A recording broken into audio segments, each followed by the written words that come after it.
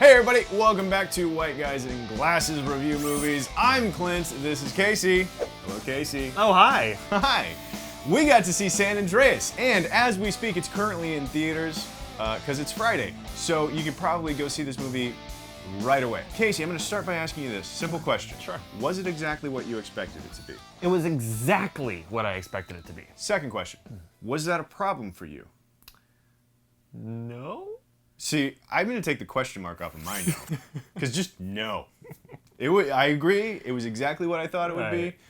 Not a problem whatsoever for me. Just getting into the nuts and bolts of this movie, obviously it's about a giant earthquake. The whole San Andreas fault is activating, causing lots of havoc. Meanwhile, The Rock is an LA Fire Department helicopter crew chief, I think. Pilot. Really. Pilot, and it's about his search to go rescue his daughter.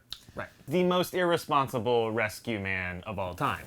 This is like the worst natural disaster that California's ever seen, and he's like, I'm gonna take this chopper that government owned and is really needed right now, and I'm just gonna go save this one person. Yeah, The Rock takes on a tsunami head to head, and that I can't argue with that at all. No. Was the movie good? No, it wasn't a good movie. No. It was a great time though. I don't think he even needed the quotes. Exposition-wise, and here's the other thing with disaster movies. Because there's no villain, then you have to really invest in the characters. And this movie doubled down on trying to get you to invest in the characters. Mm-hmm. If there's one fault in this movie, it's the fact that they spent so much time setting up these characters for us to care about in ways that became very unnecessary. A lot of the characters are just used as plot devices, really. Yeah. It's like, oh, we got to get them in this situation. How are we going to do that? How about this person?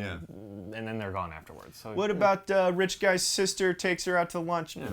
Sure, that'll put her on a roof. It's like, she could have been on a roof. It doesn't matter. It's also, in addition to being not a good movie, but a good time, it's an easy movie to pick apart, but it's a hard movie not to just kind of enjoy.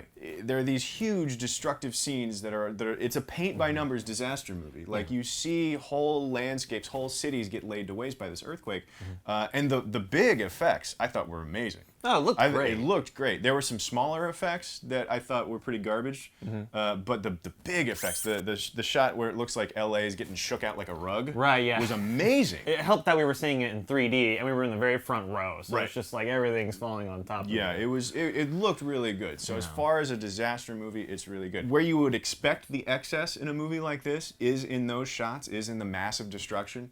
I didn't feel like there was an excess of that. I felt like there was an excess of exposition. Definitely. Speaking of excess, and I just have to say this because it's really going to get Clint's goat, there's so much cleavage, and I'm not talking about geography here. I mean, there's some of that too, but literally the movie pauses so you can just check out some cleavage. It took me out of the movie because they literally stopped the movie. I don't know that they did. They definitely did. Here's the thing. You cast that girl. Yeah. You put her in a tank top. Right. And then nature takes its course. I don't think you build a scene or a sequence around, okay, how are we going to see this woman's cleavage? Because you already cast her and put her in a tank top. And then that one scene where she happens to be patching up that guy's leg, cleavage. Just the whole movie, it felt like I was watching a conversation of a bunch of 13-year-olds sitting around a table. Even to the point where they're like, oh, but how is that gonna work? Well, because they didn't really need it, and so they can have it. Like these little plot moments where that doesn't actually make sense. You hear a little kid explaining, no, it totally makes sense, I promise. Same here, it's just like, and then you see her boobs. Boobs aside, I agree. There is all of the setup, all of the character work in this movie. While noble intentions, were there. It really, a lot of it felt like logic workarounds. They were like, well, how are we gonna? And so there was a lot of over-explaining. A lot of characters that just didn't need to be there. A lot of little conversations that were just completely unnecessary. And I was like, okay, just come on, just ruin another city. Exactly. Let's go. That being said, and this is where I stand on this movie in general. That's not what this movie is for. It's just not what this movie is for. Right. The Rock is good.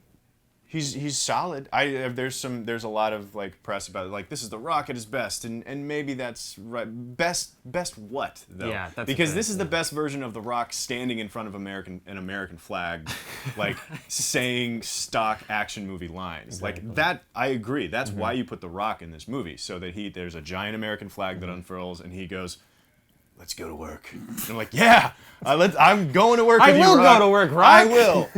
So again, the movie is easy to pick apart, but man, just sit down, shut up, and enjoy it. Because there's big, exciting shit in this movie, and it would be a mistake to miss the big, exciting shit on account of the stuff that they didn't need. If it needs to be more cerebral for you, just do what I did and pretend like, oh, it's The Rock avoiding falling rocks. Very meta. There you go. Or do what I did, just laugh at it. Because like, opening scene is actually pretty funny. I was like knee slapping, laughing, and I turn and look at Casey, and he's like, at which point, you got to cut that out, or you're going to be in a bad mood for the next hour and a half. The movie is worth seeing. It really is. But you have to take the whole... There's a third of the movie that you need to take with a grain of salt. And just forget about it, because they're going to get to knocking over another building here at any moment. I promise. All right, like I said, the movie is in theaters right now. Go see it. If you've seen it already, let us know what you thought about it in the comments down below. Also, click like and subscribe and stick around CineFix for more CineFix stuff. I really don't know why you have such a problem with her boobs, man. The thing with... Okay, it's not boobs being a distraction. It's not the boobs that I have a problem with. It's taking me out of the movie. Here's the thing. I disagree completely.